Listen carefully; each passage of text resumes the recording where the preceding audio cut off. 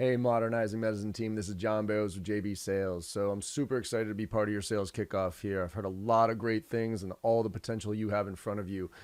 Brian Boyd and I went through a bunch of information about where you guys are, and we talked about putting together a little presentation here to talk about the age of the Agile seller and kind of what I'm seeing out there. And for those of you who don't know me, I've been in sales for about 25 years, held every position in sales, started with Black & Decker, selling power tools, went to Xerox.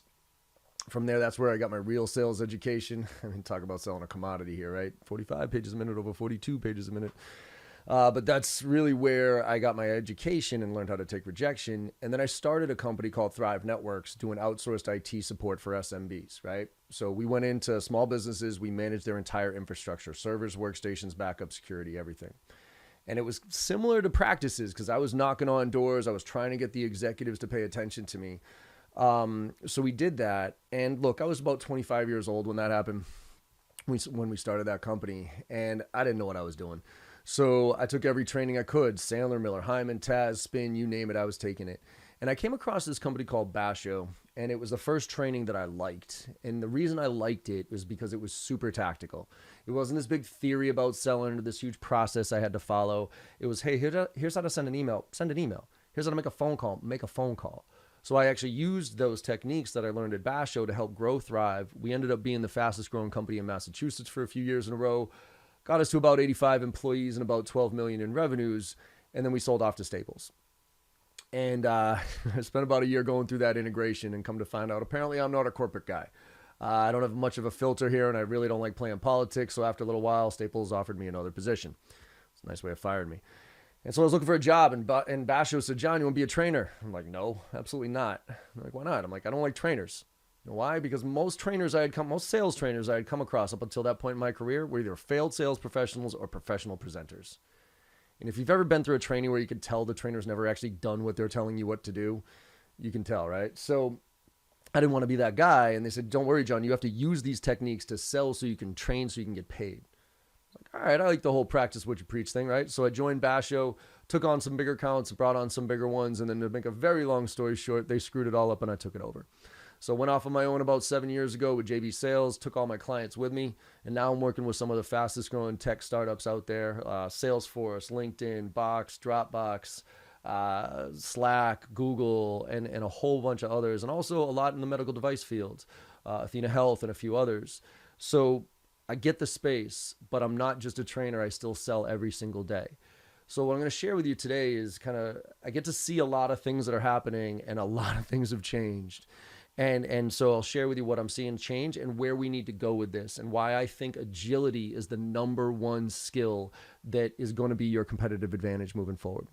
So we're going to hit on, messaging, email, phone, video, how to use video throughout the sales process, negotiations, questioning skills, and even some objection handling. So I'm going to throw a bunch of stuff out there because we're going through a really interesting transition in sales. I start off almost all of my presentations with the death of the average sales rep because I'm watching sales reps die a painful death. And I mean average ones. People say that, sales reps are going to be replaced by technology. That's obviously just not true. Good and great sales reps, I think, are going to be far more valuable moving forward here to help people make decisions. But the average ones, and I mean average, I mean the ones who are just, blasting out template emails, making generic cold calls, asking bant questions or press and play on demos, all that stuff is going to get replaced. I'm watching it. I'm seeing computers actually write emails better than any rep I could ever train. And so the question I think we have to ask ourselves right now is, what can we do that a computer can't? And that question's getting a lot harder to answer these days. So a couple of things here. I'm going to talk big picture concepts, and then we'll talk very tactical things moving forward. Big picture concepts to try to address this and evolve here so that we can get better, right? And by the way, when I was talking about death of the average sales rep 4 or 5 years ago, that was before COVID even hit. Now COVID hits us, and those average sales reps are struggling.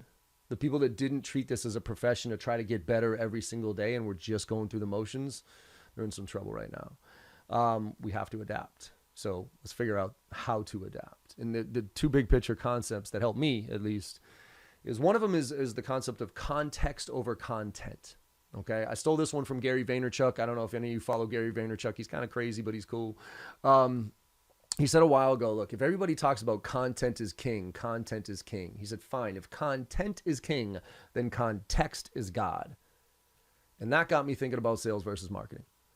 Marketing is content, sales is context. If we as sales professionals are not putting any context around our content, then we're no different than marketing. And I have no idea why we're getting paid to do what we do. Blasting out template emails, that's content. I don't need a sales rep to do that. Making generic cold calls, pressing play on demos. I don't need any of that from a sales rep. I can do that all better with technology. What I need a sales rep is to put some context around that. So those marketing materials that marketing gives us, right? Don't just share them out there. Read them, consume them, and then share them and tell them why it should be interesting to me based on what you know about me. You know, if you have a webinar or an event coming up, don't just say, hey, I want to invite you to the event. Tell me why. Me specifically, why do you think I should go to this? Take that email that marketing sends out and says, hey, John, the reason I think you should go to this is because. Social. If you're sharing on social and building your brand and those type of things, don't just share and repost things. Share them with your context. Hey, I read this interesting article. My key takeaways were X, Y, Z. You know, what are your thoughts? Context over content. One more is presentations. Nobody cares about the whole presentation. If you got 30 slides in your slide deck, I promise you the person that you're presenting to only cares about 10 of them. So let's figure out what those needs are and tailor that presentation. Otherwise, why not just send them a video? So context over content, please remember that, all right? The other piece, and I think this is going to lead into the agility conversation here, is science over art, all right?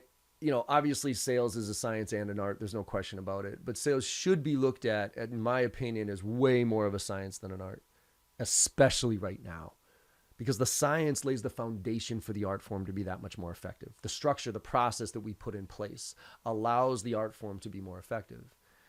And somebody asked me recently, John, you know, if you could go back and tell your 22-year-old self something, what would it be, right?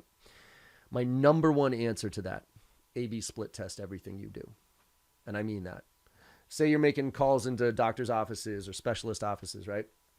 And you're trying to get to the doctor, right? So come up with 2 different messages to that doctor. Make 20 phone calls with this approach. Make 20 phone calls with that one. See which one yields a higher response rate. Objection handling.